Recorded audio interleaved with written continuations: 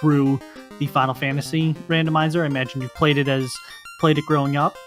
What other games do you like to stream? And if someone were to jump in and watch your stream, what can they expect?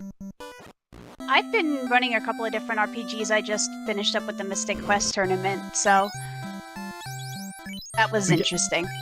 Sorry to cut you off. We got Cure 4, which is a huge spell to get this early in the game. We also have Ice 3 in the Black Mage. Awesome level 1. So those are off for. Sorry to do that, but those are two huge spells. For those who are still relatively new, get into the community, Ice 3 is one of the best, more powerful ones as we're going along, especially at this low level, because as you can see, it's doing a lot of damage. And then Cure 4 will take any party member from 1 health all the way up to full health, whether it's 35 when you're at like level 2, or 497 if you're at, level 30, whatever that may be. An interesting difference in the strats here, because it looks like xIceblue is going directly towards Garland's castle, and Joey looks like he's getting some cash to raise some funds for items and weapons and such.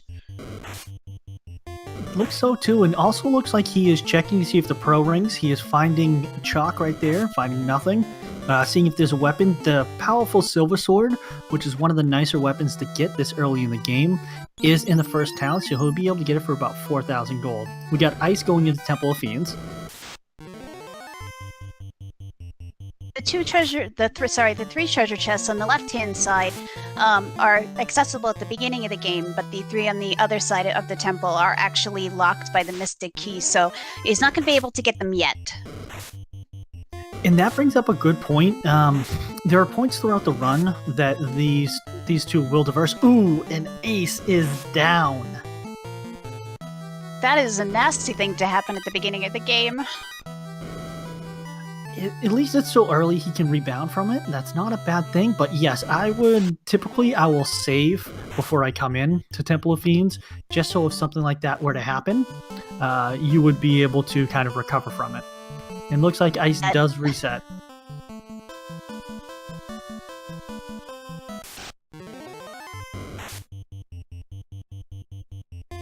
It depends. Personally, splitting and not to check the Tower of Fiends treasure chest, just because sometimes there's usually something worth a lot of money that I can sell and have money for magic later, but it varies from runner to runner. I will always check it, just because you don't know what's there. Again, you say you have the same statistical chance of getting one of the required weapons or one of the required items or a great weapon in any of these 3 chests as you would hidden in, the Earth Cave. So no matter what, I'll always check those 3. And RPG did hit it right on the head. You get a lot of gold there, you're set. You don't have to do any quick grinding.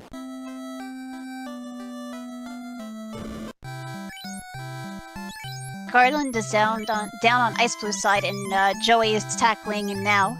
But now xIceblue is going back to stock up on pures and heals. So in the case of the round 1 flags, the monster's skills themselves are not randomized, so they'll still have the same spells and such, but their status effect abilities have been randomized. So it is technically possible to have imps with Stone Touch or Death Touch at the beginning of the game.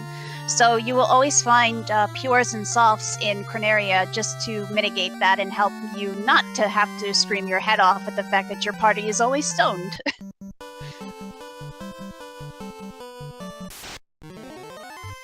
And it looks like Joey's 2 hats are down. He's left with 1 hat now. We'll still call the white mage a hat, because it's a hood.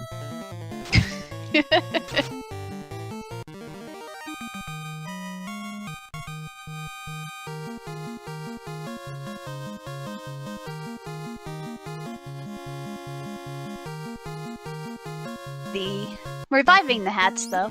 Well, at least one of the hats. I will say my sources did tell me, if you guys didn't check the early spoilers as we were talking, Joey is, if he stays true to what has been said, gonna go with a 3-man team. The smallest team I've ever seen. I've seen people do the overpowered black belt, and holy crap, we've got a crown in Matoya's cave. That's a big catch, because if you If you get that early, you're able to go through, and it would lead me to Astos to get that. So I don't know, what would you do if you got that early crown, RPG? The same thing. As soon as I had the boat, I would definitely go straight to Astos.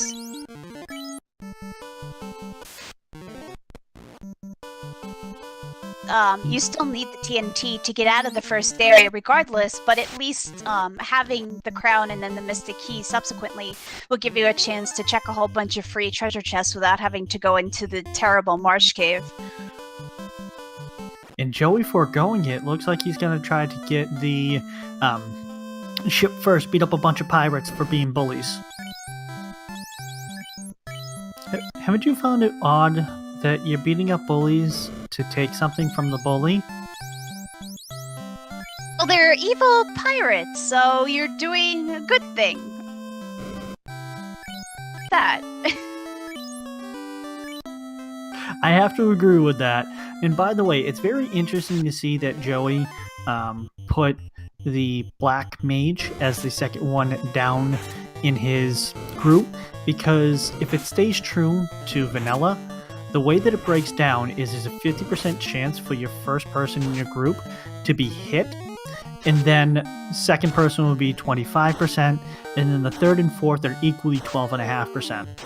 Statistics, I know it's really boring and fun.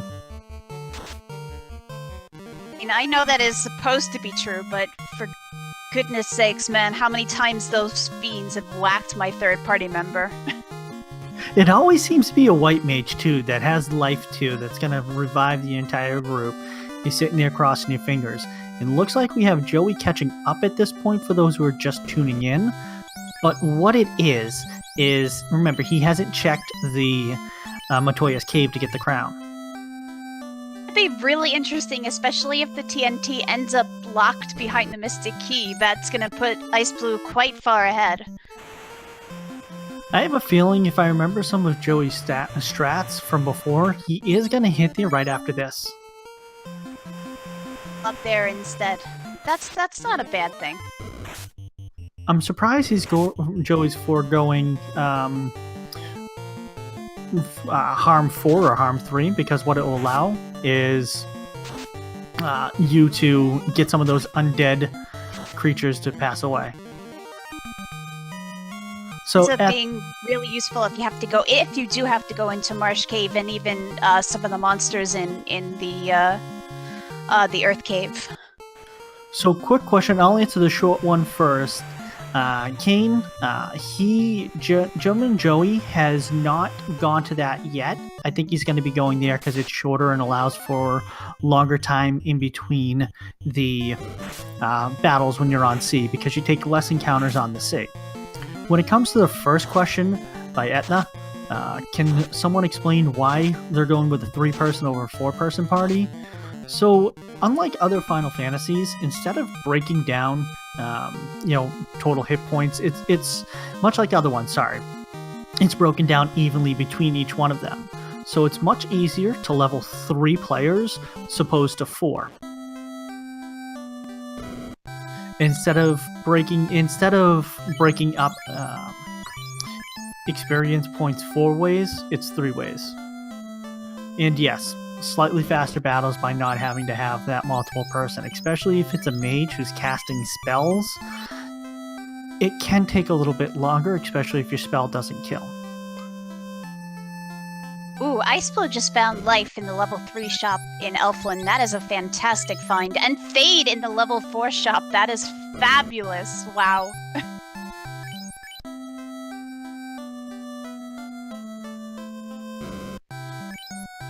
In Pass, why are we not doing the PSP version or PSX version? It's nostalgia. I think we all just kind of wanted to bust out the, as I said, parachute pants slap bracelets from years before and feel like we're kids again. You're gonna make me laugh every time you talk about those gosh Starhold things. Well, you're telling me you never tried to do the MC Hammer dance? Not in parachute pants. But man, did I ever used to sit in class with those slap bracelets? Yes, yes. I will admit, I think I had one or two of those. And here we go, xIceblue turning in the crown. Can you tell us a little bit about this fight? What I remember of the vanilla version, Astos does have the rub spell, which is basically an instant death spell, if, of course, it actually hits, but commentator's curse. There you go. His black belt is down. So in that sense, it does make the fight, which is not terrible because of the spells that he has, annoying because I'm sure he wants the experience from it as he moves on to the next areas. Sorry to put you in there. I didn't want to do the commentator curse myself.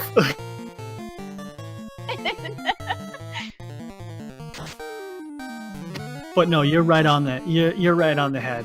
Astos is kind of scary. Let's see if Joey does go with Invis 2. I'm surprised to see if xIceblue will go with Invis 2. I do know Joey likes the strat of getting the white shirt, which allows you to cast Invis 2. Do have to be lucky enough to find it, of course. And then a very powerful level 4 spell called Fade. As a child, I typically would leave Fade where it was. Come to find out 30 years later that it casts essentially Holy. Oh my god, it's the same thing. I had no idea what that spell did until I started playing the Randomizer and somebody's like, hey, it's like Nuke for white mages. And I'm just... Seriously, I left this spell alone for years? Big find there by Joey. He found the bottle in Elfland's item shop. He'll be coming back here at least one more time. Right, so they're going to need the bottle later on in the game when they want to get into the water temple. The bottle holds the lovely little fairy from Gaia, and you need her to give you the Oxyale to go down into the temple.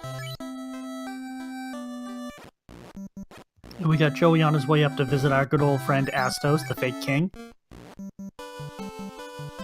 At this point, xIceblue is going to continue the chain of fetch quests here and give the crystal back to Matoya. Isn't it funny that she had the crown and he had her crystal? They could have just made an even swap and made this entirely a null point.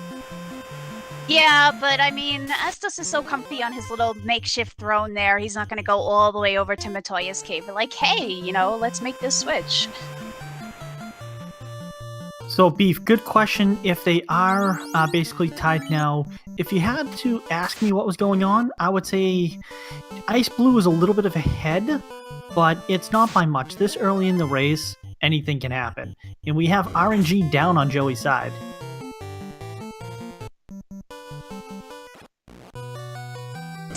Neither of these runners are having very much luck with the rub spell today. Astos being his normal trolly self. I don't know about anyone else, but typically when I would be playing this game, I'd be much higher than level 6 or 7 going into Astos, probably about twice that. What you're going to see is these racers, they're two of the upper echelon ones of ours, taking a lot of chances, going in early, fighting hard, being underleveled. Yeah, and it looks like the imps actually have a paralyzed touch. Oh my goodness. It's a good thing they weren't doing too much leveling there on the first, in the first part.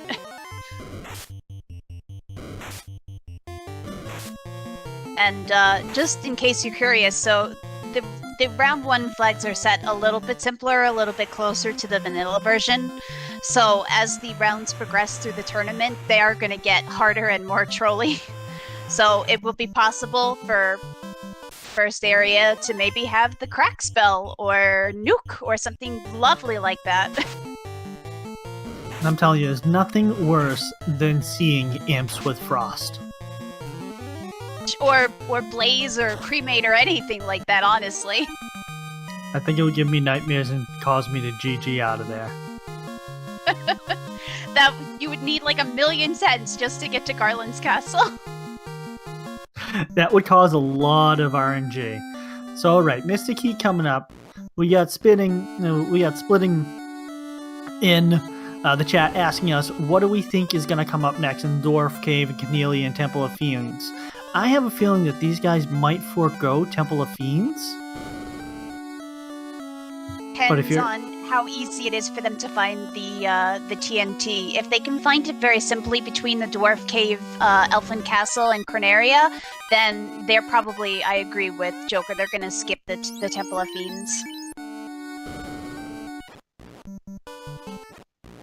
It looks like he hits nothing there. Bunch of blanks. Let's see if he's gonna go north to Cornelia. Corneria first, and then make his way over to the Dwarf Cave. Since if the TNT is there, then hey, you're right there to give the TNT to the dwarf to blow the hole in the landscape. That's why dwarves should not play with firecrackers.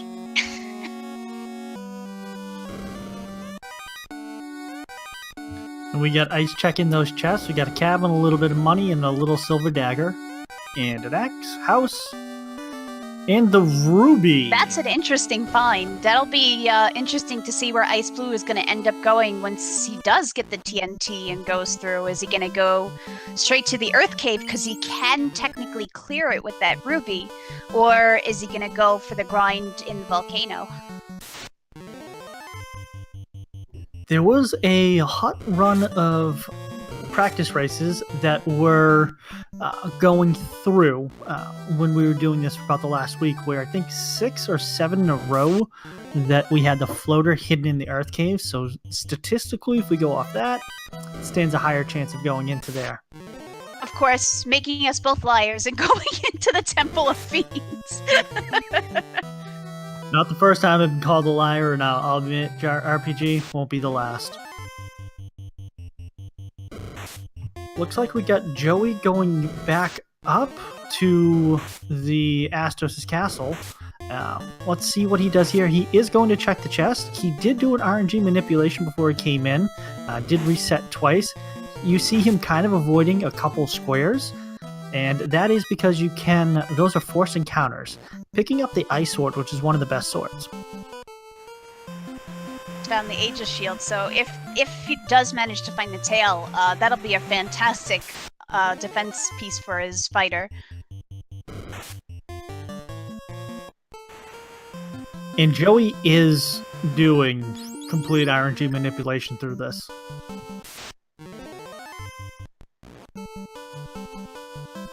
Just a little bit of a heads up. If he doesn't, it's looking like if he doesn't have to check any place, he's trying to do the RNG manipulation where he's resetting. So you're going to see a lot of resets on Joey's side, as well as using tents to save a lot.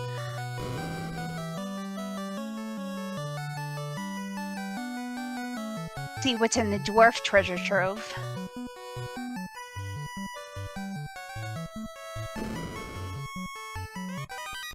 Whoa, the Masamune! Holy crap! That's a great find!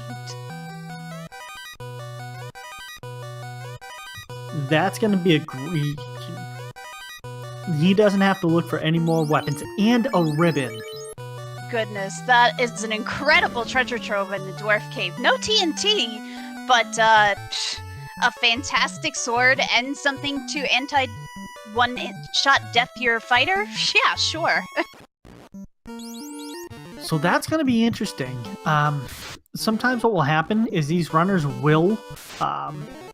they will grind, but with catching the Masamune that early, it's going to be interesting that if they grind, because a fighter with the Masamune is going to be almost as strong as a black belt when he is power leveled. And the chat calling it out, at this point, that does kind of mean that TNT is in the Marsh Cave.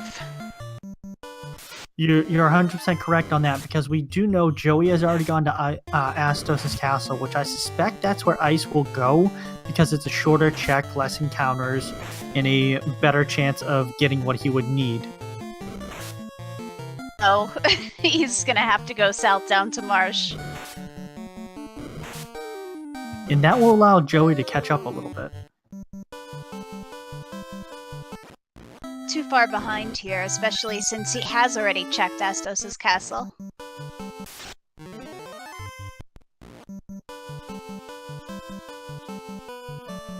That is an incredible set of finds. He's actually not giving his fighter the Masamune sword, though. I find that kind of interesting. That is not unheard of. I remember you can put that on anyone, which is nice about the Masamune. And from that, it's going to allow his white mage to do some physical damage, because it's also going to increase their damage done.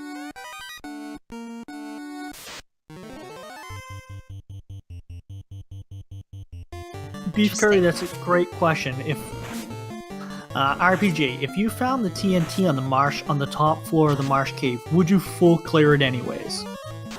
At this point, considering that I've already gotten the crown and the key, I probably wouldn't, just because there's a larger amount of treasure chests elsewhere at this point to check, and I do, and they have the ruby too, so Earth Cave is fully clearable as well. So at this point, I don't think I would. Under normal circumstances, like if I had just gone to Marsh Cave looking for TNT, then I probably would.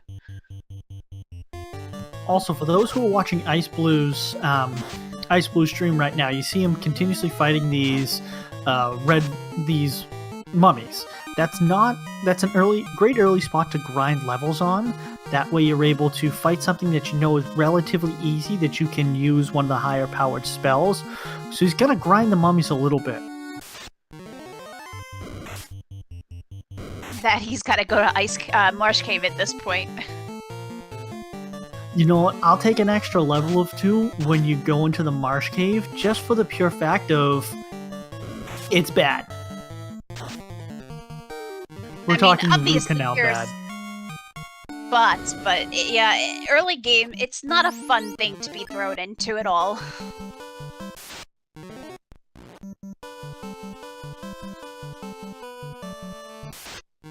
I also agree with chat. Going in there without an exit or a warp spell is going to take them a bit longer, and it's terrible. So chat, what do you think? Can we get some guesses thrown out there? That were they gonna full clear, or are they just gonna go to the top level, or are they gonna get the TNT and just bounce out?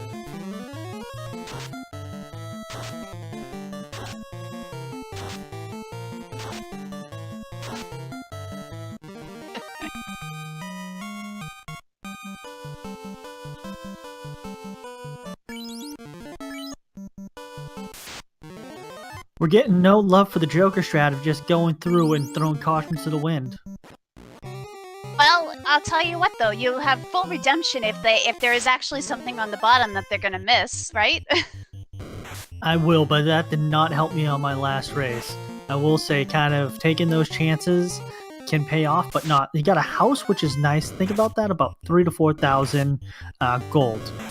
We also have ice facing some shadows. As you can see, they're a dreaded enemy in this marsh cave. Yeah, the shadows always, well, not always, but they have such a high chance of going first. And it looks like the TNT is on the top floor. So this is going to be interesting to see what happens. If Joey is going to go through and do the rest of the cave, or if he's just going to get out of there. As well as Ice, who's coming up to it right now.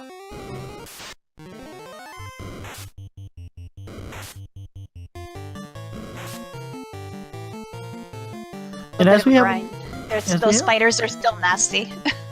No matter what happens, yeah, they're those. Feasel and Geyer have said that they're those poisonous party members, the PPMs. And as we have them both kind of hanging in the marsh cave for a moment, I want to say follow our runners out there. They do grind a lot. They are two of some of the funnier ones to listen to and watch on this. And also throw Feasel up some love too. He's a robot who just loves to run the back end of this. So if we can give a big thank you to Feasel as well. And do follow this channel, because not only will they be running and showcasing the Final Fantasy I randomizer, but there's a lot of other randomizers out there that are going to be going on. It's your one-stop shop for all randomizers. Yeah, Feasel is definitely full of awesome. He's been running so many tournaments lately. Definitely give him lots of love. To answer the question in chat about how long the race is, it can be about 1.5 to 2.5 hours, depending on how trolly the seed is. But since these are more experienced runners, I'm pretty sure this will be a sub 2-hour seed.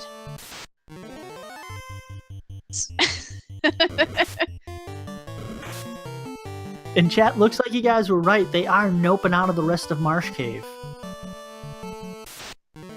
Considering how much they have and the required items left to find, which at this point, the only things that they don't have a definite location for that they need is the floater and the slab, because the tail technically is not necessary to complete the game, and the cube is always in the same place.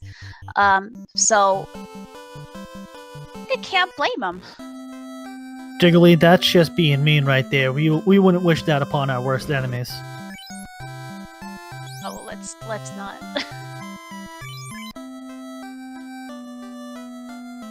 Looks like xIceblue is going back for the bottle. Yep. As well as picking up the gold bracelet, which is a nice find and nice pickup, because what that will allow them is it's one of the better armors in the game before you get to opal bracelets, because it does protect them. Oh, also picking up a pro ring. Pro ring has some special effects in terms of status, yes? It does have some special effects in terms of status. It also protects almost as much as the opal gauntlets without taking away the evade.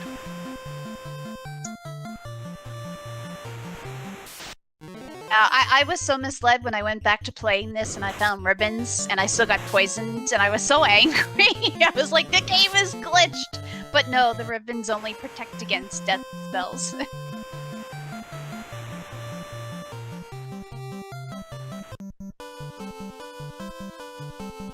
And it is nice to have the pro ring, because yes, thank you, Maya. You're filling in, even though you're not on commentary, you're here in spirit and heart. They do provide some level of death protection, not frog protection.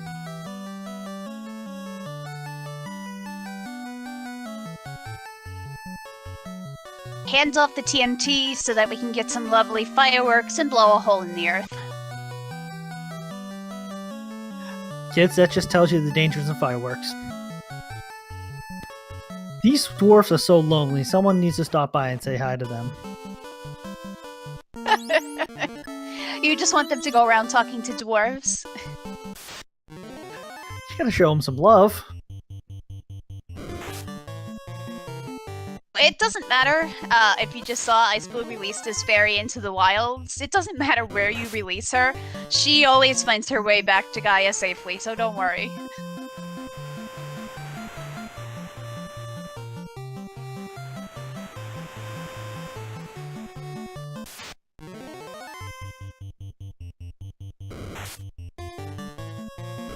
Is the point where we're gonna see if they're gonna go for Earth Cave or if they're gonna head over to the volcano area, and I'm very curious to see what path they choose. This is definitely one that is common when it comes to venturing off. They may go to ice, but in this seed, it's not incentivized, so that doesn't mean that there's going to be one of the incentivized items or required items that would be found in Ice Cave. But the two typical places you may go would be Ice Cave or the volcano. Ice Cave is a little nastier with some of their encounters.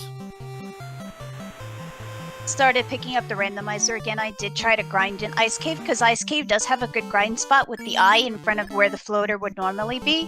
But it is definitely, as Joker said, it's a little sketchier to go through than the volcano sometimes. And it's looking like they're hitting blanks when it comes to magic in the destroyed town by the Lich Fiend.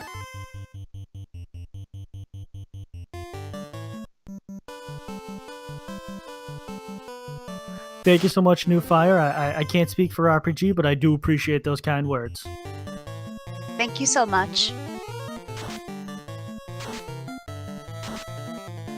So RPG, these two races, these two battles that we're seeing Ice, who is going after snakes and scorpions, and then Joey running away from sea hags. Would you fight them if you're going to be facing a bunch of them? Depends on what level I'm at. a good rule of thumb that I had gotten from the community was to be about level 10 or 11 when you go over to get the canoe.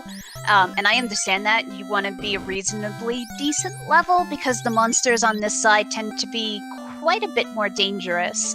So if I'm a little under-leveled, yes, or if I was in really desperate need of gold, I would, but probably not other than that.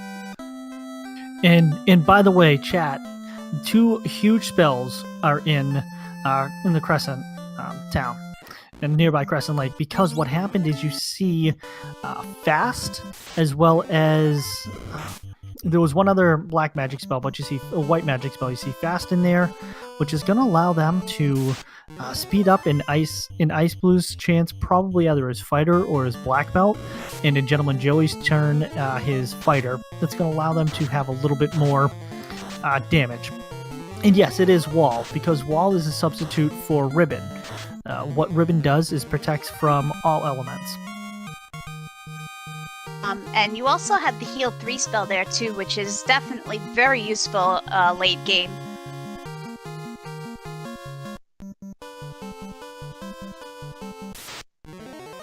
To do the fiends for a second time, and you need to do a quick recovery. Because, man, those fiends like to just one-shot somebody close to death. Oh no, definitely. They can be a little nasty. The other nice thing is where it is earlier in their spell casting list, they will have more shots at casting it than not. Looks like the Bane spell is in there too, which, as Joker was talking about before, it is kind of nice to just see the monsters go up in poisonous smoke if it works.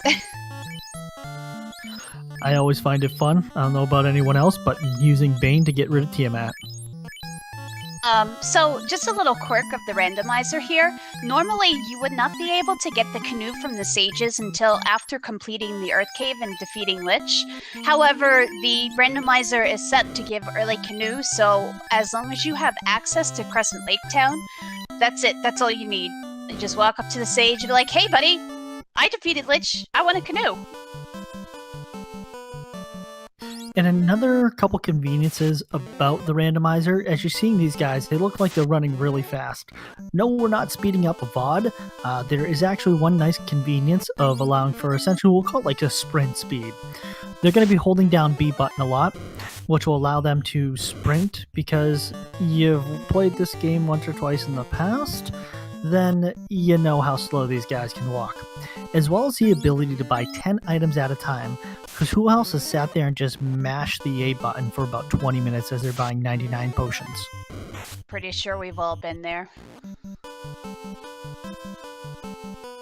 Looks like they're both headed towards the volcano.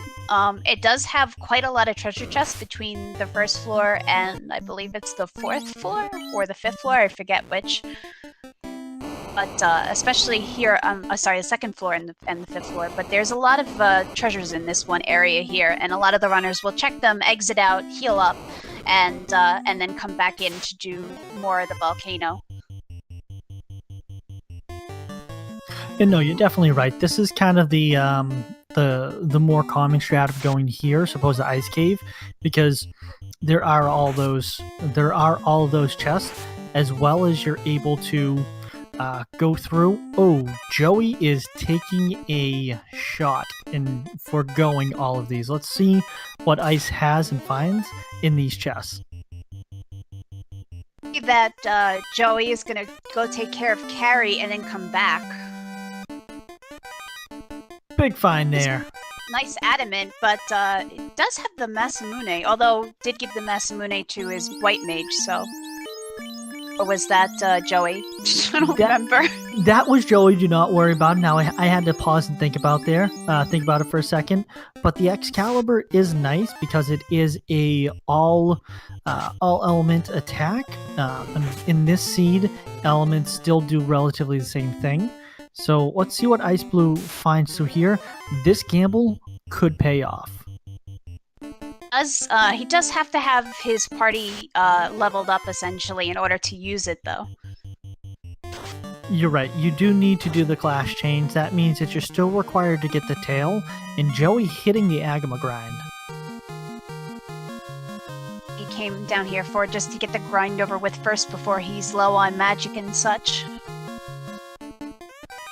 Chat, bust out the popcorn, kick back, relax, because we've got the level grind going on. With the first round seed, depending on your party, of course, the levels that people will go up to vary. Some people will go as high as 25, some people will stop at 20. I've seen people stop at 18, or I've seen Czar stop at 15, so... Depending on what match you have, someone can go to 40 and then just finish the rest of the game in no time. Maybe if you're power leveling your black belt, you could go to 40 and then you could just, like, punch everything in the face and be done. I'm not salty at that at all. Yes, thank you so much, Maya.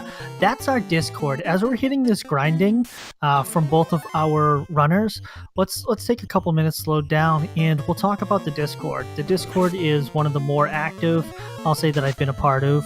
Also very, very friendly and welcoming communities out there. We're on basically all hours of the night, whether we're at work or just kind of hanging out at 2 o'clock in the morning like show. Interrupt you for that floater find, but yes, I agree with you. The community has been really awesome, and they're really, really nice people, and they're super active all the time, even regardless of chatting or whatever, but races going all times of the day and night. It's wonderful. That is a huge find by Ice right there, because what that allows is a floater. That's going to let you basically get the airship, and you'll no longer be on a boat.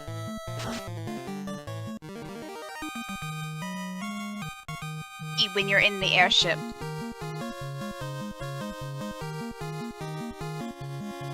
That does not make the airship go faster. Holding down the button does, however, slow down the airship. We got Ice purposely taking a fire there. This is interesting. The extra experience to make the grind a little shorter. Or to do a grind here, 2 fires definitely have more experience points than an Agama does. A little riskier just because of how strong the fires tend to be.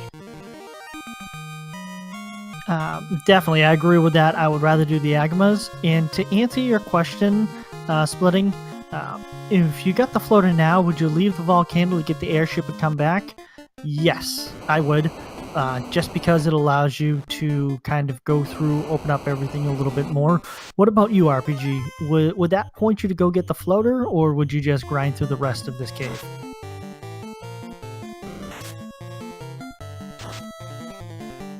I mean, I like having my airship and the mobility that comes with it. I would definitely...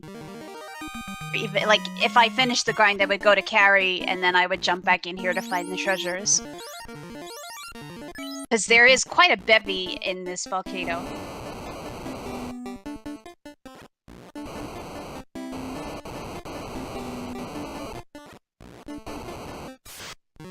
And as Chat's already pointed out, you're hearing that wonderful, wonderful sound.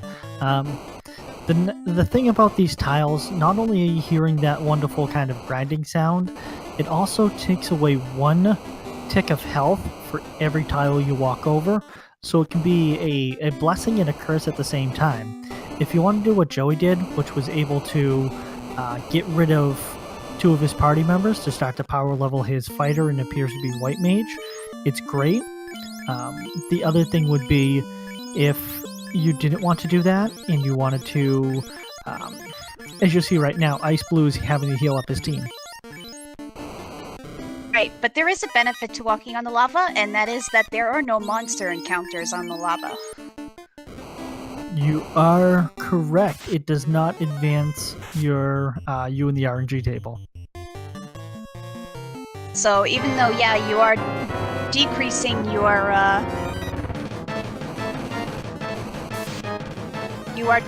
your steps every sorry, not your steps, your encounter rates and your HP. It's a set amount of HP, and therefore you don't really have to worry as much as like some monster sneaking up on you and casting heat or cremate or something nasty like that. Chat, spoiler alert, that is I believe a follower notification for xIceblue. Whoops. I was wondering what was. I thought I was going crazy.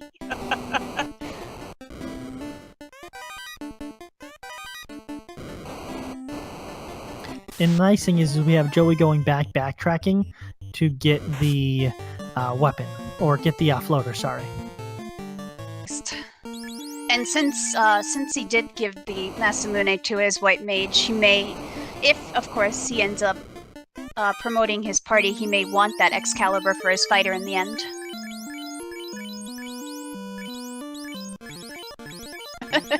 I agree, Czar. Karma does decree that Final Fantasy fanfare must now play during a Link to the Past race. So what we can do next time is we can get one of us to enter in that Zelda Link to the Past randomizer open tournament that will be happening shortly. And then we'll make sure we're blaring some Final Fantasy tunes as well. I'll have to leave that one to you. You already saw her. I'm a part of the 0-2 crew from the Final Fantasy 1 randomizer. So should I make it an 0-2 crew as well when it comes to the Link to the Past? I believe they have their qualifiers coming up soon, so I don't think you can even participate in the regular tournament until you get through the qualifiers. I'll find a way. So with the floater found, the only thing we're missing at this point, again, that's required is the location of the slab. And I don't know about you, Joker, but man, the last few seeds I have played, the slab has been in super trolly locations. No, you're 100% correct.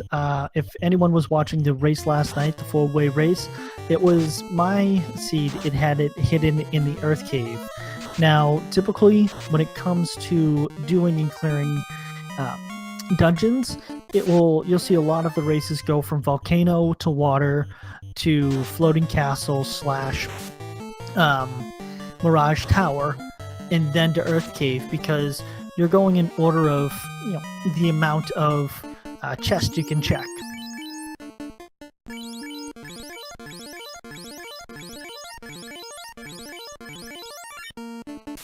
And xIceblue got some fast fingers with that menuing.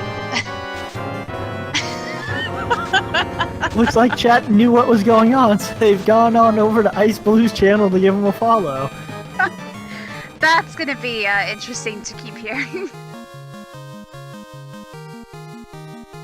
So chat, that gives us a great time to say follow the runners.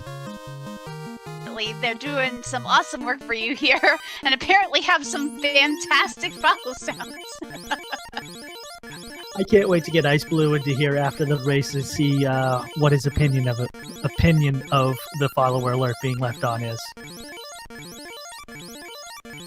I'm sure he just forgot, because I don't remember this being an issue before. Just an accident, not a big deal. But it is really amusing. Oh no, it's hilarious, and definitely not something that he was planning on doing, I imagine.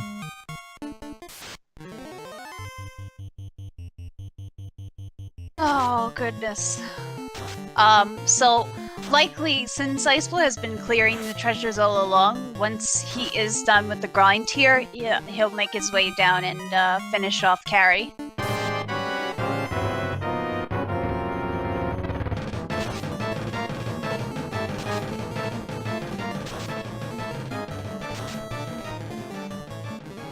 Thank you again for that follow, chat, to xIceblue.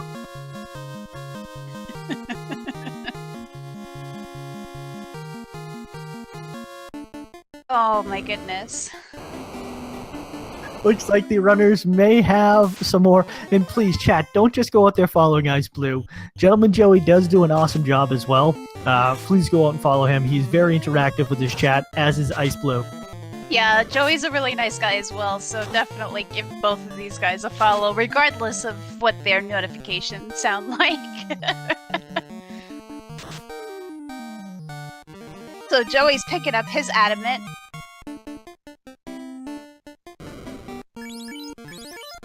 It mostly does seem to be a lot of gold. Oh, there was a pro ring in there. I didn't notice that the first time when xIceblue went through. So to answer the chat in question, if the song is in regards to being a part of the randomizer, Nope, it is not a part of the randomizer. It's a feature. Oh, it looks like a Power Gauntlet was picked up too. I missed that as well. Power Gauntlet is really a nice find. It casts the Saber spell, which increases the strength on your on the party member that it's cast on. And it might be that xIceblue is fixing his notifications because it looks like his stream froze for me. Is it okay for you? Looks like it advanced a little bit on my side. I'm going to refresh my system real quick. Same. Oh, there we go. Okay. Little lost there. So I may have a feeling that the notifications have not been turned off. It's distinct feeling as well.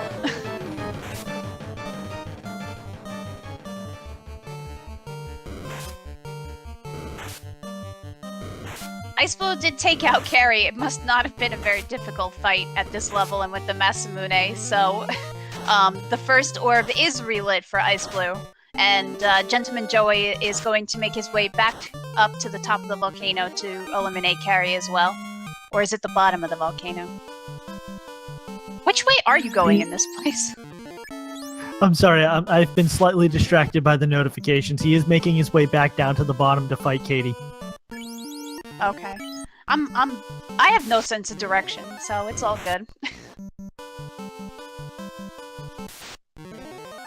It looks like Joey is going to be doing some more clearing of the chest, but the slab is definitely going to be the one that everyone is looking for right now because that puts them into go mode. And at this point, to where when they get the slab in their go mode with the weapons that they have, I would guess that they're just going to keep going. They're not going to look for a class change. Really isn't a huge reason to, especially since xIceblue does have a black belt in his party. I mean, he did most of his leveling already, but I believe the case is that if you promote the black belt to a master, then the amount of increase in attack and such decreases when they're promoted, so it's not quite as nice.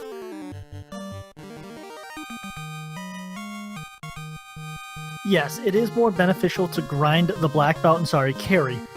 It was more beneficial to grind the black belt as opposed to the master, because you are right. The master does not have as much. It's not as beneficial to level the master. And the chat pointing out, thank you so much, DH Storm. Magic defense per level goes down. Yeah, that's definitely not a thing you want for your black belt.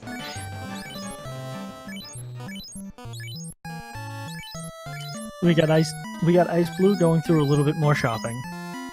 Yeah, so the question is now, since they are still looking for the slab, do they go check out the Earth Cave, which they kind of have to do anyway, or will they go into the Ice Cave? Unfortunately, though, since they do have the access to the airship, that poor Titan is probably not going to get fed the ruby to walk over and feed it to him anyway. My guess is these runners will walk over to feed him, just because it's always nice to feed him and give him his food, because a man's got to eat. Oh, Stom, I'm sorry. My apologies. It's difficult.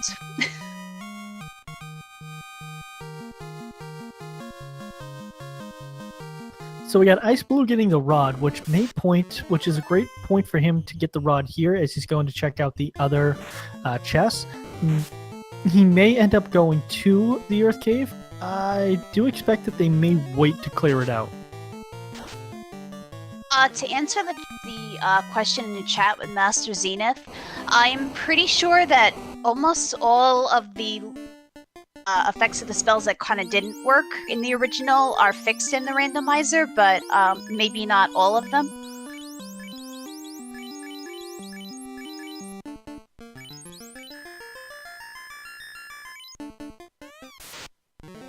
And I think Ice is making a liar of you again.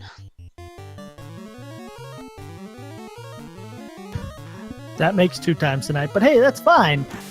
It is another thing that you can do because it is relatively easy at this point to either run from or to start to kill the enemies. Yeah, and I mean, if you notice, the runners are purposely taking specific routes to the treasure chests just because they don't want to step on the spike tiles and have to fight the earths every single time they run into a treasure chest.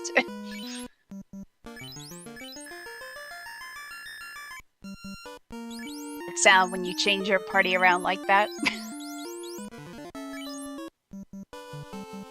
Is another wonderful thing that's been fixed in this randomizer. If a party member dies or has been poisoned or whatever other status effect is cast upon them, they do not automatically switch down to the bottom, so you do not have to switch them back again to their original position once you've either revived them or taken care of their status ailment, which I love so much. I think we see some more, just in casual runs, that's one of the more frustrating things especially if you're going through Marsh Cave, Ice Cave, anything that has those poisonous party members in there makes it a lot difficult and never fun. And we got Ice right now over in the Earth Cave doing a bunch of treasure chest check. You're going to see him going to another room with I think about 4 more chests to go there with a force tile encounter with an earth. This level, the earth is not a huge deal, so it's not a terrible fight, but still packs a wallop.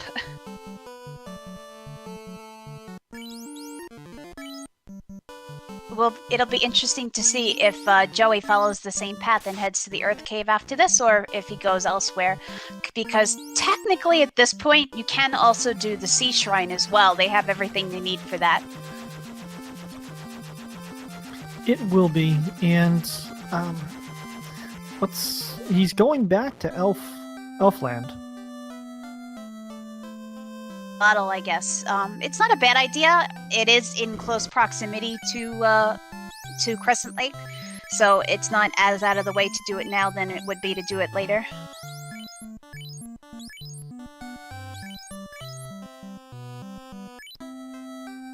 Knowing the map is definitely a big help in this game.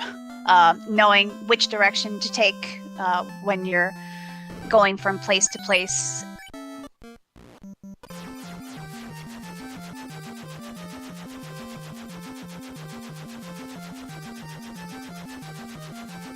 And it does appear that Joey is going to clear out.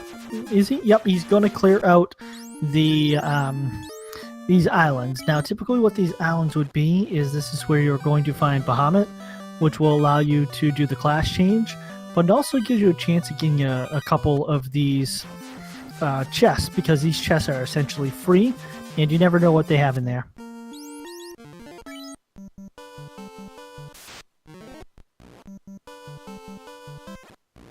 Yeah, and you'll notice a lot of the runners will save right by the airship. That way, if there is nothing good in the treasure chest, they'll just do a save warp back to the airship, and it's a little bit faster. Like, right there.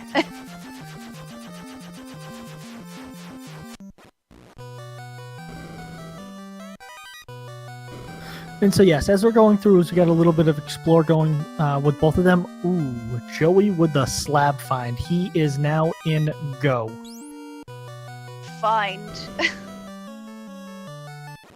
This is going to be quite huge, especially since it looks like Ice is going on a full clear of the Earth Cave here.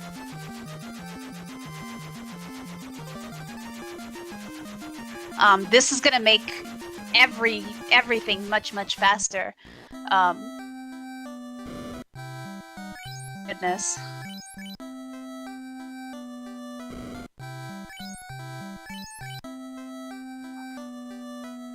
Also was able to pick up a Thor hammer in there. That's another nice thing for him to have, because what that will allow is him to forego using magic with his white mage, which will allow him to cast lightning 2 on all enemies. And with the power gauntlets, it allows him to cast Saber on himself, as RPG brought up, which will allow him to cast better. And there's it was looking like no real reason with Saber and Fast to have to grind anymore or to search for the tail to do the class change. No, the rest of this is 100% beatable with what's in stock and with the levels he's got. So chat, can we get a little bit of hype for getting in the go mode?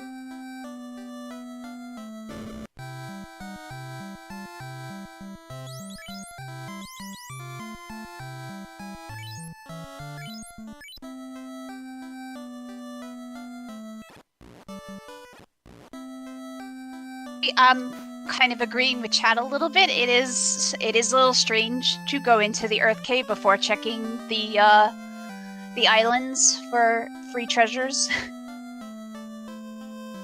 I think when Ice finds the slab in there, he's gonna kick himself a little bit. And these two runners, both Ice and Joey, have been grinding and playing this game a lot.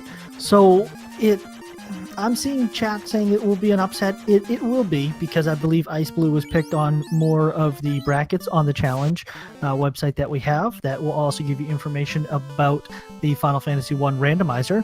But it's things like this that are going to, kind of set these two apart, because they are very close when it comes to skill level and execution. They both do know RNG manipulation as well.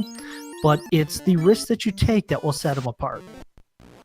Right, and just to respond to a comment in chat, I think it was Lemon Kutsune. Yeah, the cube never moves. The cube is always given out by the robot NPC here in the waterfall cave. So yes, we do need it to get into the Tiamat's castle, but not something that we have to search for. And ladies and gentlemen, boys and girls, children of all ages, are you ready for the best bat in the game? Yes, let's hope Out of Bounds Bat makes an appearance tonight. The last race I watched, I was so sad there was no Out of Bounds Bat. Spam him if you got him. Throw up the Out of Bounds Bat.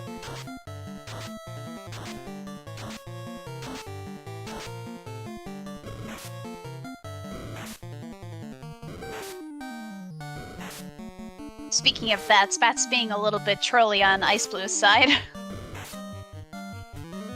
And the Earth Cave are the #1 boss of the game, I'm convinced. Yes, they are. They are the other boss in this game. Oh, you see a nice little pause break right there where the door is left on the roof of where xIceblue just came out of.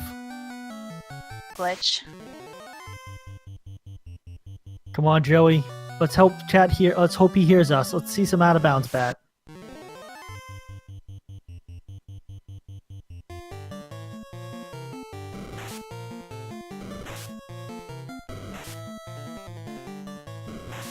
Earth Cave can be really, really trolly, and they are some of the worst in Earth Cave. They're not as bad here in the Waterfall Cave. There definitely is more space in the Waterfall Cave, and you are, I will have to agree, it is a more confined spot, and there are a higher concentration of bats in the Earth Cave.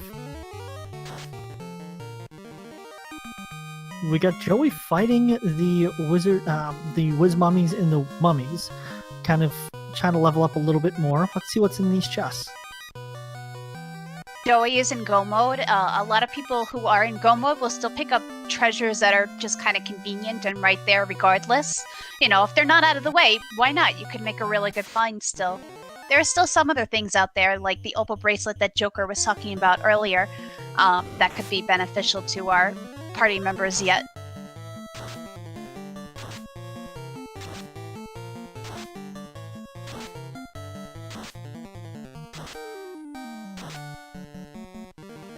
It looks like Ice might be searching for the Pro Ring.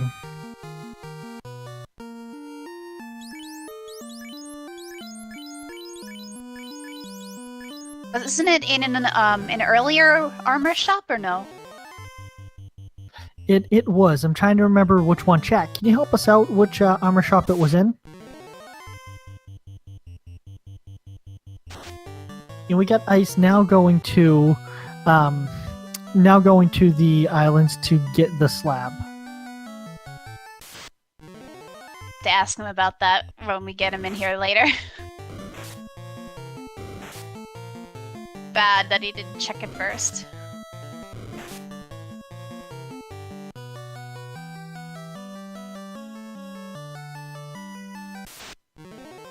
True, he won't have to 100% the water temple, which is good, because the water temple does have two parts. It has the upstairs part, which takes you to the mermaids, and it has the downstairs part, which takes you to the Kraken. Yes, Joey does still have 3 dungeons to clear. It will be interesting because they are a lot closer than it may seem, because as you see, Ice just picking up the slab, he now is not only having a 1 dungeon lead on Joey, but he also is able to go and do the same thing in go mode. Oh, water cave, my mistake. Sorry about that.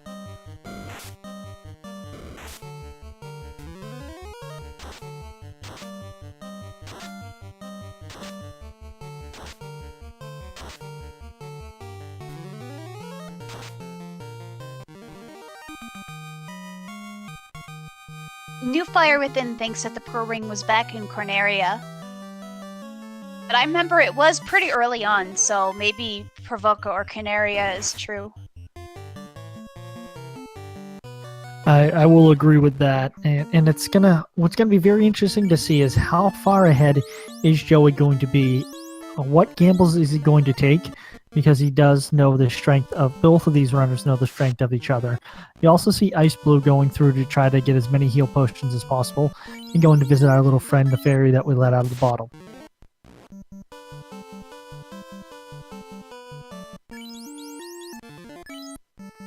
Probably head into the water cave now, since he's up here anyway. Might as well take care of it. So yes, Bad routing. It's the Earth Cave definitely would have paid off. It's just Joey did have a little bit more RNG on his side as he was going through to get the slab before. In terms of the routing, considering that you have to go back to Melmond here to get the slab translated anyway, terrible on Joey's part, because hey, he's still got to do the Earth Cave anyway, so he's got to go by Melmond regardless. And yes, it does appear that Joey is doing RNG manipulation on the rest of these dungeons to make it easier for himself so he can do a full clear. Not a full clear, sorry, clear sooner and get out, get in, get out, and get on his way. So, I don't know, maybe the chat is like me and a noob to RNG manipulation. Do you want to explain that a little bit if you can? Because I get it in bits and pieces, but I'm not fully clear on the concept. More than happy to. Sorry about that, chat. And RPG. Sorry, I just changed your name for you as well. The way that it works is the RNG tables in Final Fantasy, well, you would think that it's randomized. It does work off a table. So it says, after X amount of counters, Y will happen. Essentially gives you a if-then scenario. So once you get far enough along there, you will fight someone or something. And each one of those tables has, different enemies that it could be. And there is a breakdown. And after much scrubbing, apparently, the community was able to find it and figure it out. So then you can almost count down to the exact tile that you would catch an encounter on. I encourage some of our chat members to go and watch. I'll say Geyer. He and his streams do a much better job of describing it, as well as when he's mapping out his world record runs, or when he's mapping out his runs for changing up the marathon strategies for this game. He does cover it a lot. Long story short, it allows you to get rid of those unrunnable and not fun encounters, and allows you to manipulate it to getting the encounters that you would want, easier to run from, as well as potentially easier enemies. Speaking of unrunnables, you have the water elements right there. And despite the fact that they're water, they're actually weaker to ice than they are to lit. I always found that very interesting. You know, I as well. It was always, I imagine you probably did the same thing with just cast lightning at them and go from there. Out of bounds, bat, make an appearance.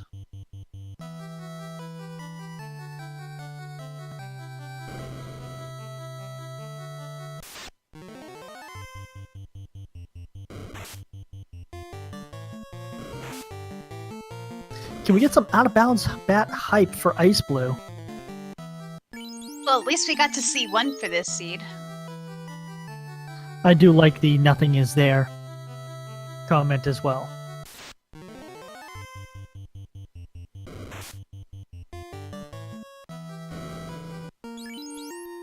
And we got GentlemanJoey going in to fight Kraken in her 8 arms. She does hit heavy and hard. Let's see how this goes with having the Masamune on him. And looks like they're not casting fast on his fighter. Wow, that fighter just did a heck of a lot of damage, though, regardless of fast or not. Two-shot in Kraken.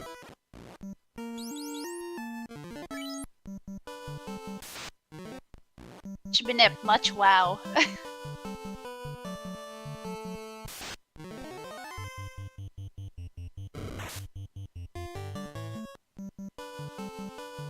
So let's see where Joey goes next. If he goes directly to the floating castle and the Mirage Tower, or if he is going to head straight down to Earth Cave to fire that down. I would see him heading to the Earth Cave first, because he does have to get the slab translated at Melmond anyway.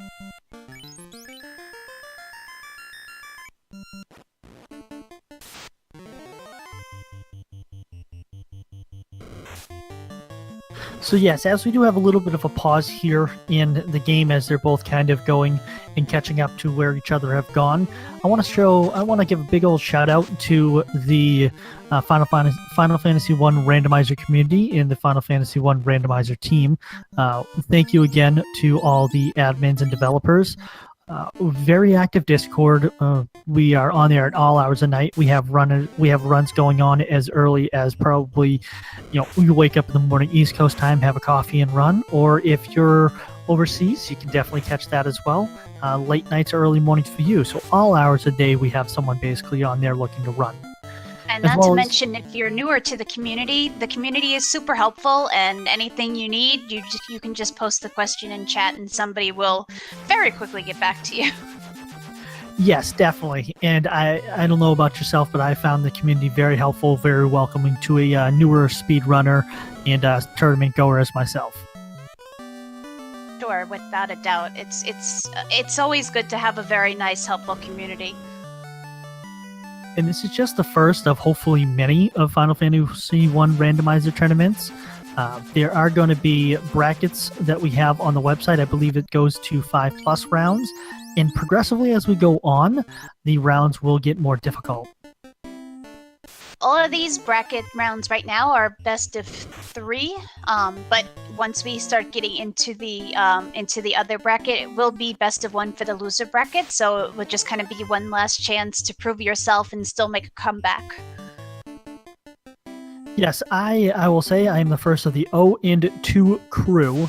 I do wear that badge pretty loudly and proudly. Also, please, I see it there. Give our runners a follow. They definitely work hard at this game. They're always out there playing this game, as well as looking to grow their community, because not only a part of the racing the tournament is being out there putting yourself out in front of hundreds of people, but also going through and showcasing and teaching and educating people in their chat, which both of them do a very good job at. I have to say, I'm a little curious about the treasure chest that Joey's picking up. I wonder what he's looking for. I mean, he's not going for everything, but you hit it right on the head earlier. With that being said, I think where he's not going to anything that's out of his way, but as well as he's trying to go for the easy chest to find potentially that tail, so he can do the class change. Oh, that's true. since he does not have a black belt in his party, that would be very possible. Yes, Maya, Garland and I are becoming very close friends as I spend a lot of time hanging out with him in his own bracket.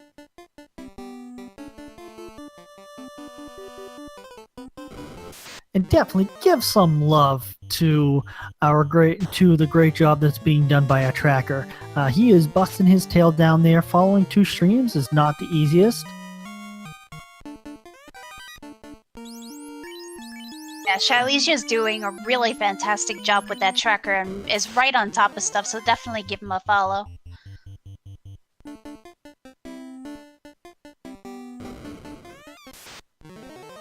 Everyone say hi to the vampire. Everyone say bye to the vampire.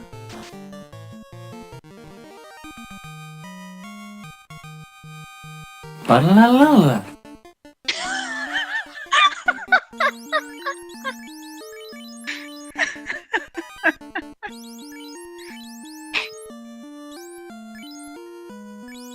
That was... that was a perfect sound effect. I don't know who it came from, but it was perfect. Thank you, whoever provided that sound effect.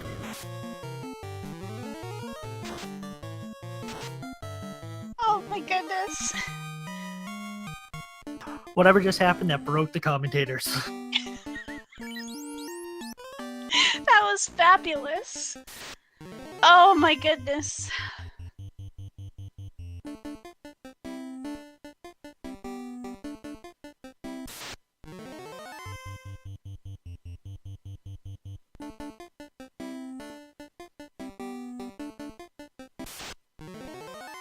Anyway, Joey is almost at the end of the Earth Cave.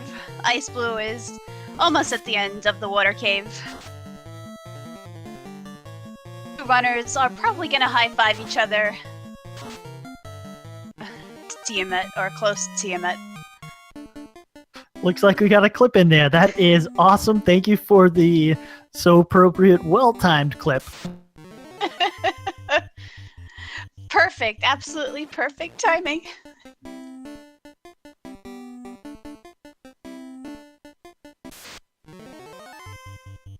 Interesting thing is you're seeing XIceblue kind of grinding through some of these fights. What would have been thought as an unrunnable encounter.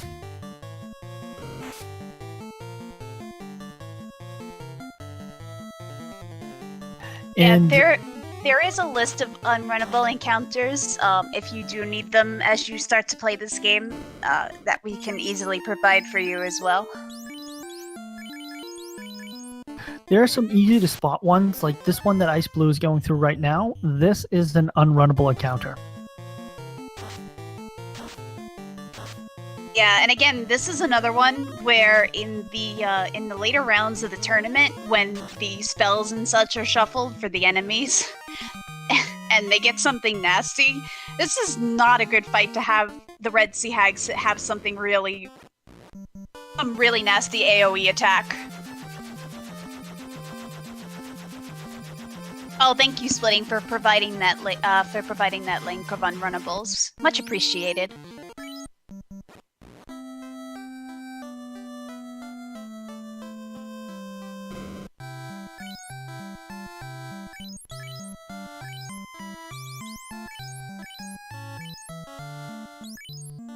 To your question, happy 12th birthday, do they leave the air for last on purpose? Not necessarily, but Tiamat can hit kind of hard, and the bridge on the way to Tiamat be kind of nasty sometimes. Have optimal armor and levels and such before they head that way is never a bad thing.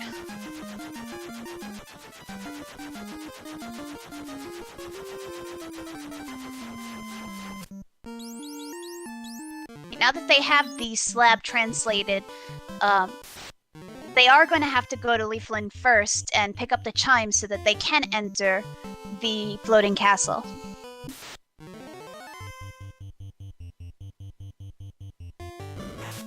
I seriously hope not. A 2-war mech hype, that would be the kind of thing I would never wish on my worst enemy.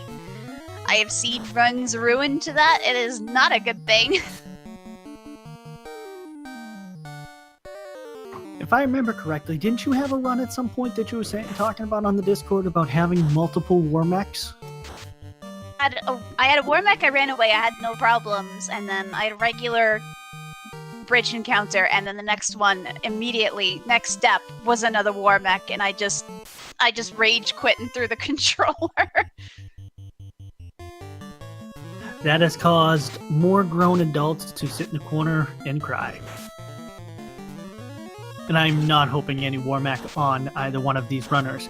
I have a feeling, as we were talking about the RNG manipulation, that both of these runners, as they are of that skill level, that they'll be able to get away from war mech and get them out of those forced encounters, or get on that encounter table.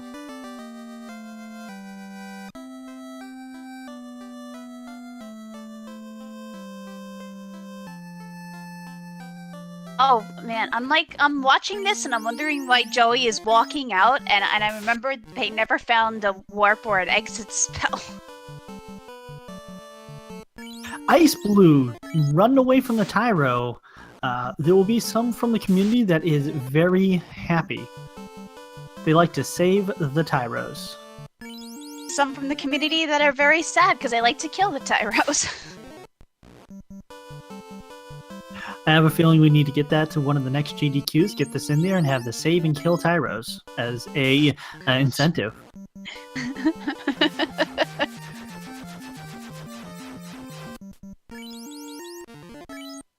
You know why the Tyros are so angry?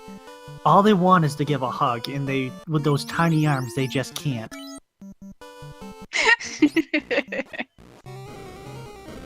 Poor Tyros.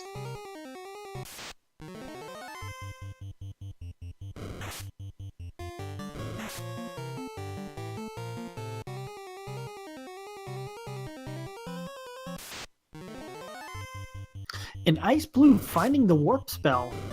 And the interesting thing about where that town that that xIceblue is just getting out of, it wraps around, so you're able to not exit from one of the sides. You have to go north or south.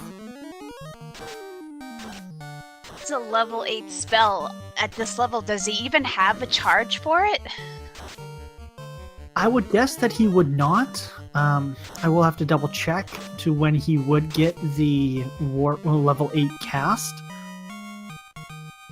because I do know it's very, very much far down there.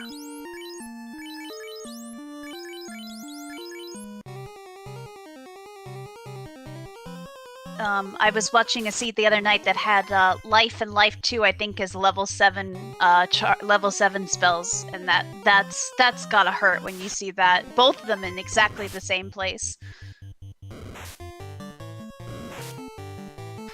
I do apologize for having to reuse my jokes.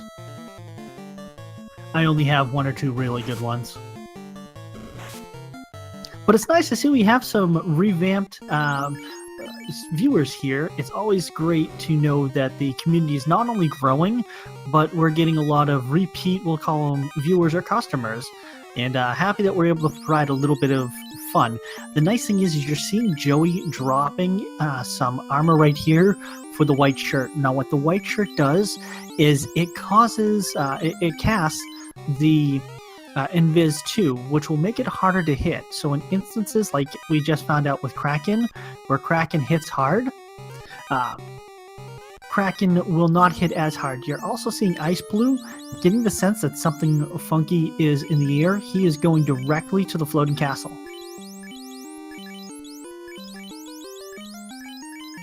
It's a pro ring too. Not a bad set of treasure chests to find. Elgra, I never turned down a hug, so I definitely would appreciate a hug.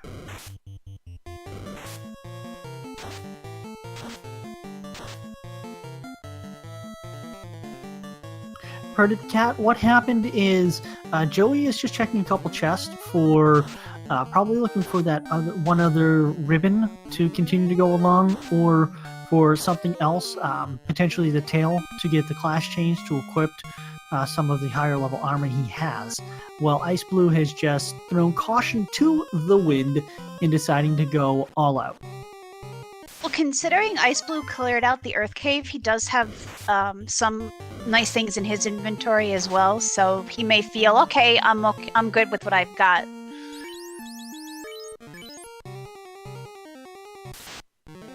And yes, we are looking for a little bit of Bane strats coming through. Hopefully someone either picked up the Bane sword or is looking for, or has the Bane spell.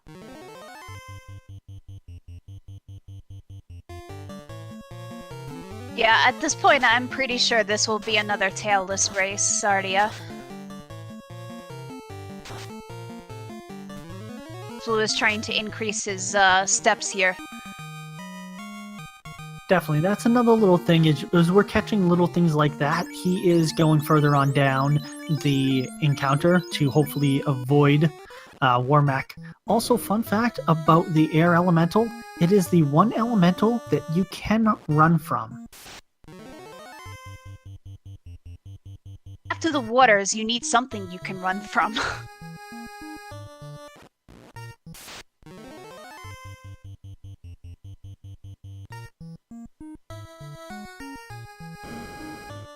Chat, this race is getting real close. Let's get some hype up there. Let's send these runners some of our energy. Let's go.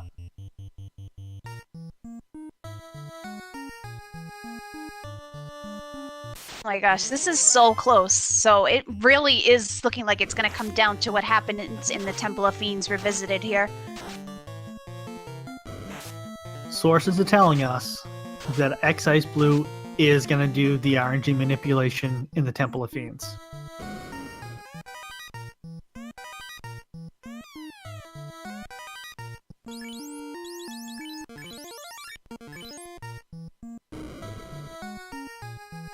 Ice going the left, down strat. Crystal, xIceblue is in go mode, but checking for any extra ribbons or something else.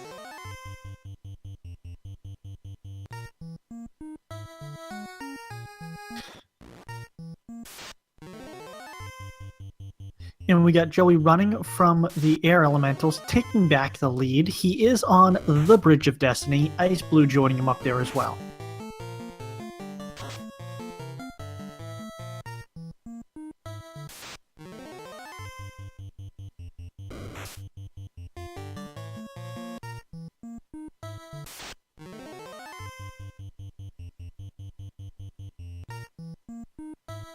You're seeing them both almost side by side on the same encounters.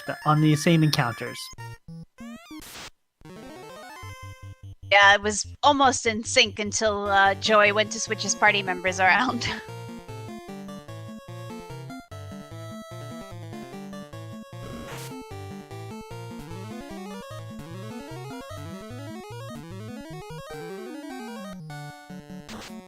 Except by the lack of Warmech.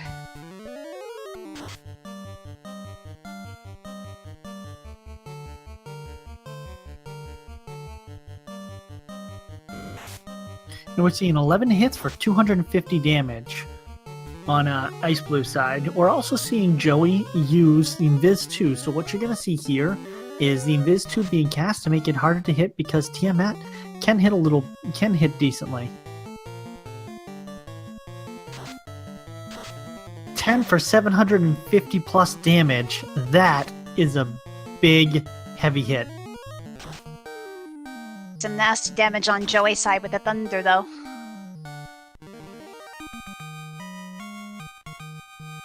Joey surviving. We got both of them getting out of the floating castle, going to Temple of Fiends Revisited.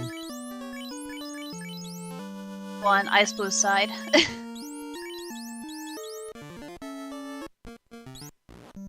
We're seeing some hype out there for the Tyro Living.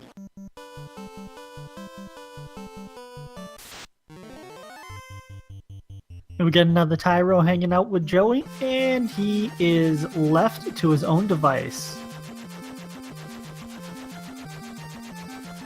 So it looks like xIceblue is going to do some final shopping here to stock up on probably potions. Oh, and some softs too. Very smart. You never want to be caught without at least 1 or 2 softs.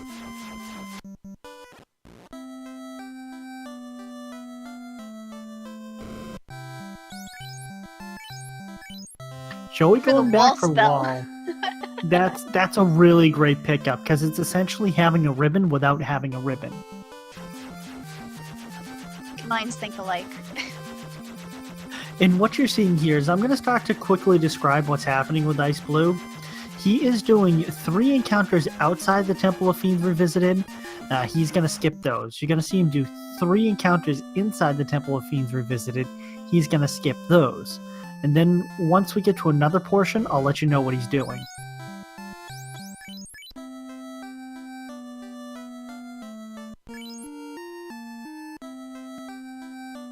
In chat, shouting out that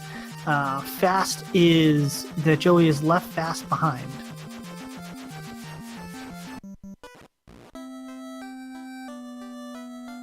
It is an interesting decision since he does have he does only have 1 damage dealer in his party. And we got xIceblue hitting the Temple of Fiends at 125.36. Fiends having a whole lot of unrunnable encounters. I mean, pretty much everything that was unrunnable to begin with in the original caves is still unrunnable here. So earth elementals and fire elementals and water elementals. A whole bunch of the dragons, pretty much with the exception of the frost dragons, the purple worms. And you're seeing xIceblue get that fight that he just did, and he is on the RNG table that will allow you to manipulate it and do this step counter to get probably, I believe it is just 1 unrunnable encounter. Joey's setting up the RNG manipulation. We got reset number 2. And we got the 3rd reset coming up.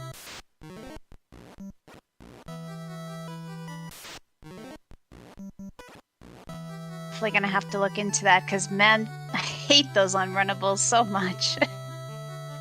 It does require hard power resets, which is kind of the main key there, which is nice. The worm that xIceblue just fought, that was one of the unrunnable encounters. So let's keep track, guys. We got 1 unrunnable encounter by xIceblue. Oh, very nice to have that chance to go first with those 3 frost dragons. They can be kind of nasty sometimes.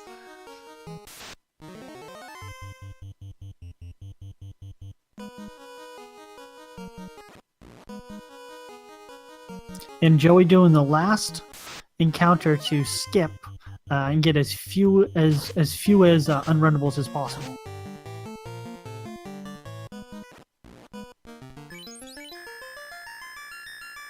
xIceblue getting his Black Mage Jin stoned by the Medusas. Luckily, he did just pick up those soft synchronaria, so he should be good. Letting him run so easily here.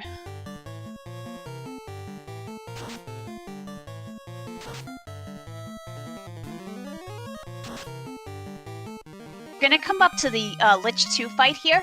I don't know about your Lich 2 fights, but my Lich 2 fights, the first thing he does to me is he flares me. Not flare, sorry, nuke. I'm in another game. Your commentator is in another game, folks. No, you're 100% correct. That's typically that first thing, and at certain points, my clothy spellcasters can't stand it, so they normally fall and take a little bit of a dirt nap. And we see xIceblue downing Lich number 2, which is nice, getting into the revisited volcano enemies. We saw 1 unrunnable encounter by Joey I saw over there with the worms. It was the exact same unrunnable that xIceblue had. He's got 3 fires. And as we learned earlier in the game, the fires, while they are unrunnable, they're not as scary as they would be in, say, vanilla, or if they're increase from if their increase was on the higher side. If they rolled low, which it appears that they did, that allows them to be not as scary. In making quick work of them. Thank goodness. Part of the thing with the different rounds of the randomizer is that the enemy stats are varied as well in terms of how strong they are and their defense and such. I don't know the exact numbers for this round, but it's anywhere between 83% and 120%. A slight increase, but nothing too horrible. And it looks like Joey did get nuked by the Lich, but he does have Cure 4, so it'll be a quick recovery for his 3 party members. xIceblue going into Carry, revisited Carry 2, we'll call her. They're not out of the woods yet, because the Great Equalizer is coming up on the next level, and you see Joey catching up to xIceblue right now. With the same triple fire encounter as well. So it looks like they are on exactly the same step table here.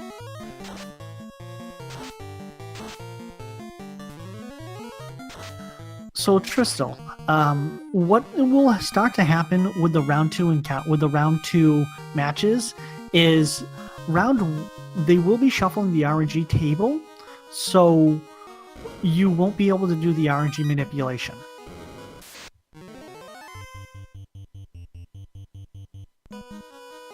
Azrael, yes, Joey did do the RNG manipulation when it came down to going into Temple of Fiends Revisited, as did xIceblue, who took the time to learn the RNG manipulation.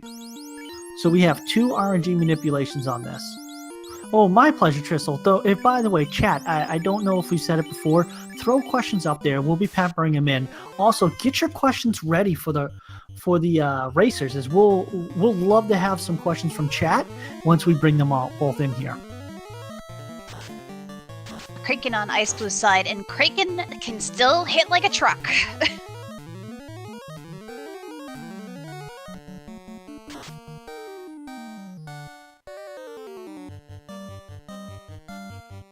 Only an ink, which is good. And Litu was not bad either. And Joey downing Carry. Sorry, as I forget my words for a moment. And xIceblue downing Kraken at almost the same time. There's still a little bit ahead here. The other thing to watch here is Tiamat Revisited is going to have the spell Bane, which is a instant death. Have somebody that has a ribbon or something anti-death, that wall spell definitely comes in handy. Ooh, it's early. xIceblue's fighter getting stunned.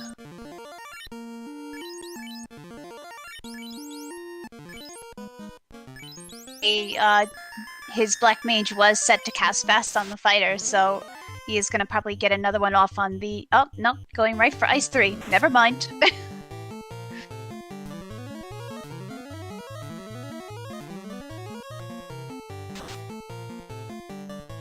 Casting Thunder starting to hit him a little bit harder. I think the reason why he's going with the magic strats with Tiamat is because it looks like Tiamat's magic defense has been high roll. Physical defense has been high rolled. White Mage is down. Oh. On both sides, Joey loses her in Kraken 2, and xIceblue loses her in Tiamat. Still, the fighter is stunned on xIceblue's side. Oh no, that was Black Mage's down. Oh man, not like this. As we said, this is the Great Equalizer. Tiamat and Kraken. For xIceblue. So it looks like xIceblue is going to try to power his way into the Chaos fight with his fighter and Black Belt in tow. have the power gauntlet, or do they both have it? If they have the power gauntlet, they can shore up one of the attacks. I believe they both have it. We're getting some ZaRNG thrown in chat.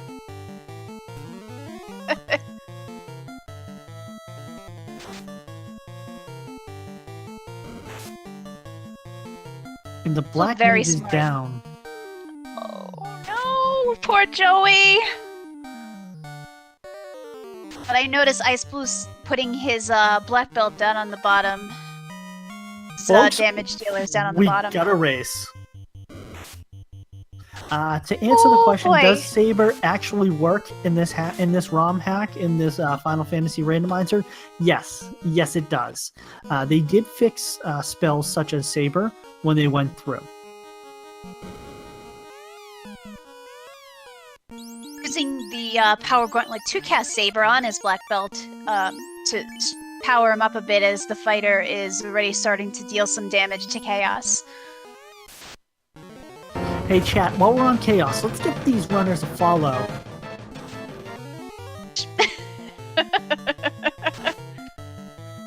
No sooner do we say it. xIceblue fighter is down, but he's not out yet. Annoy, I'm sad to tell you, no, they did not fix the thief in this version. And xIceblue, with the time of 1:35:31, downs Chaos. That was really, really close. Oh no, and Joey takes a death.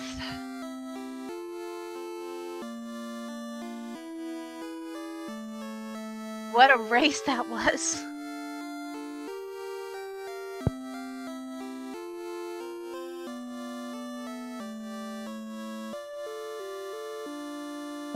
Looks like we got xIceblue joining us in the commentator booth. Ice. What's up? What's up? How you doing? And I'm doing pretty good. that was intense. My goodness. Figured as much.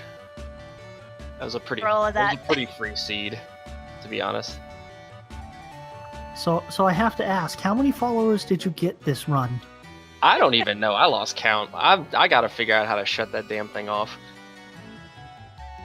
Sorry, as soon as we heard it the first time, I'm like, okay. And then I think chat caught on. So chat, thank you so much. Ice is definitely a fun runner to follow and to watch. He is very interactive in when he's running. Tell us a little bit what you do when you're running, Ice. I tend to explain my routing and like what I'm doing in the run, just to kind of give you guys an idea of like what's going on. So I mean, if you tune in and you have questions, please ask them. I will answer them to the best of my ability.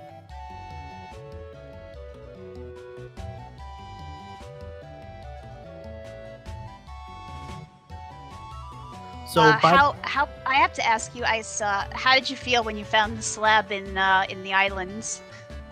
I should have probably checked that before I went to Earth Cave, to be honest. But I did Earth Cave on a whim.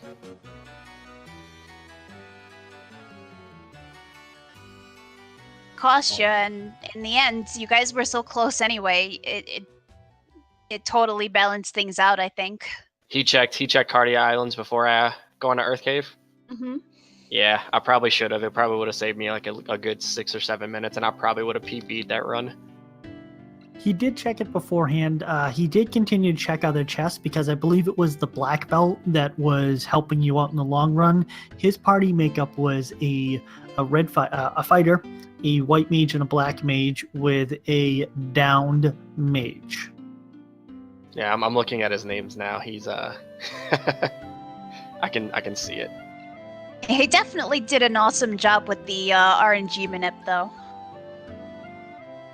Yeah, it definitely helps. That's why you saw both of us RNG manip Temple of Fiends Revisited.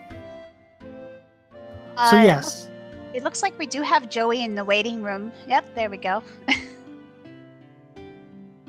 Joey, welcome in. Good shot. Hold on, you're really loud. Joey, what was going through your mind when you found the slab on the islands? That if I didn't find ice armor, ice shield, or flame armor, that I had about a 0% chance to win. All right. To do a spoiler alert, I know you probably watched the VOD. You were ahead at that time. No, but I had to keep checking chests throughout just to find armor, because steel armor and just either flame shield or one of the elemental armors or an elemental shields it's not enough defense to get through. And I only had one ribbon. Yeah, I only found one ribbon. And that's what RPG and myself were thinking of, that you guys were looking for that second ribbon or the tail to give you the upgraded armor, or looking for some more armor. Nope, I actually just stopped to check the chests that were in the path. The moment I found slab, I was out. I was gone. I didn't bother checking anything else. Yeah, same. I think there was one in Earth Cave that I meant to check and I forgot about it, but other than that, no, I was just going. Don't feel bad. You didn't miss out on anything. Yeah, all the chests I checked were terrible. So we got a question from chat. It says Ice, but I'm going to throw it out to both Ice and Joey. Was it just because it was round 1 that you took the gamble and skipped the Ice Cave? I mean, the moment I found Floater and I already had Crown, I mean, you still have 3 other dungeons and a couple other places to check. Why would you dive into a place that you don't even need to? No, definitely makes sense. By the way, Joey, I gotta call you out. You weren't looking for our friend Out of Bounds bat. Ice did it. I had to walk. You know how hard it is to walk out of the waterfall?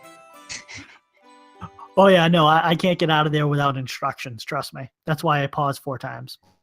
I mean, my route is designed to abuse exit and warp, and I got neither, and that was honestly probably 10 to 15 minutes time lost just because I didn't have either of those 2 spells. Yep, I think it was level 8. Warp was 8. I didn't find exit. I stopped looking after Gaia. I was like, well, good luck. I hope I remember how to get out of waterfall. RNGesus, please help. I think chat was also very upset that even though you guys had the ruby, neither of you fed the Titan. This is a major race. I couldn't take the time. He's going to starve tonight. I also didn't. I skipped like 4 Tyro encounters. I felt bad because I didn't kill any for Edge, but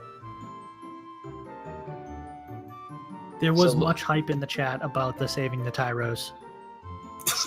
So looking back at the VOD, I noticed both Joey and I were both at Chaos at the same time, and I almost wiped as well because he killed my fighter and left my black belt, who I actually power gauntlet 3 times. That was the saving grace. Super close, like from Mirage Tower onward. Yeah, he got the lucky Bane on my my white mage. Stupid Tiamat. Tiamat's always gonna be a thorn in my side. That's okay. Kraken punched my white mage for about 700. What's the question, Bifu, about my pro rings? What? That's what I'm looking back in the chat for. I believe it might have been foregoing some of the pro rings, not equipping them. So tell us your strategy in this run about the pro rings then. Do you put them on all 4 or no? I didn't equip them? Really? Everybody had a pro ring except for the fighter, who had a ribbon. Okay, that's what I was wondering about as well. But I think it was just in getting a little bit more clarification to what also they protect against. Actual beef. I was searching shops because I forgot where gold bracelet was, and I was gonna buy 2 or 3 of them for my 2 mages. That's the reason why I was consistently checking shops. I forgot where the gold bracer was, even though I found it. Oh yeah, I see. You only had a cloth on your white mage there. Yeah. So, by the way, definitely give our runners a follow. They'll be back at it again tonight. Not with the white fans, but we will be on Randomizer Mania 2, I believe it is. 11 p.m. Eastern, if I'm not mistaken. It is. So for you Night Owls, you get to join both Joey and Ice to go through this randomizer one more time. So are you guys looking? I promise not to tell either one of them what your strategy is. But Joey, Ice, are you going to change up what you're looking to do on the next race? Potentially. I guess it depends on the seed. Because, like I said, the early crown really, like, threw my routing off. Because it wasn't, TNT wasn't even, like, key locked. So I was, like, sitting there running around checking chests. And then I ran into the Mazmune, and I was like, okay. But, yeah, TNT wasn't even key locked, so... Why am I running so little hats, Artea? Because I don't need that many hats. 2 hats is enough for me. You only have 1.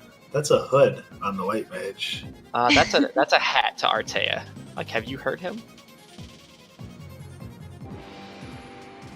So Look like that the race at 8:30 will be on Randomizer 2, and that will be between Splitting and Nut and Silverfire, and then the second race between Joey and xIceblue here will be on Speed Gaming again at 11 p.m. So yeah, if you guys want to play a seed in between these races, I'm about it. To answer your Like we question, said. Joker. Oh, sorry. Go ahead, RPG. Just like we were saying before, there's always races going on. These guys are crazy about their races. And Joker, I don't know what I'm gonna do because it's not gonna get much better than that.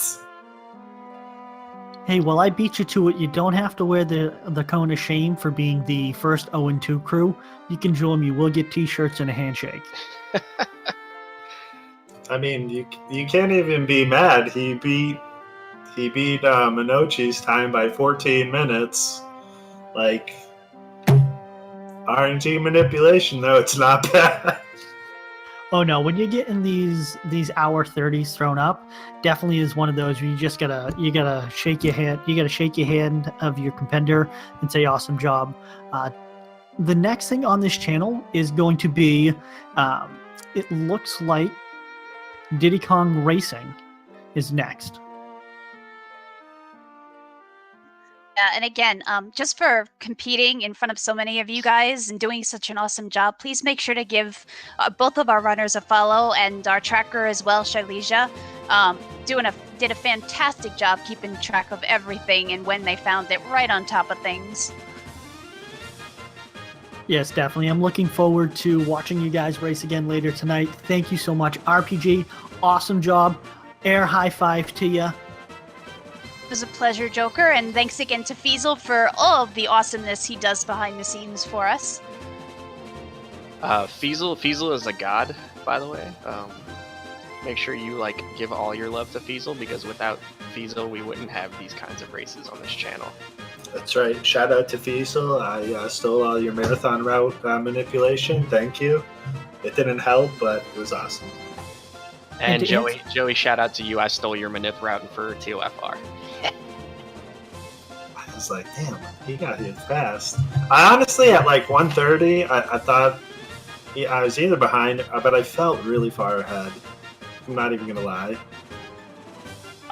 My splits, I had an hour 23 on Fiend 4, and I actually went back to Canaria to buy softs, because, Grey Medusas. And then I went to TOFR at about an hour 25, and I started the manipulation. Yeah, I had to buy wall, because one ribbon, too good.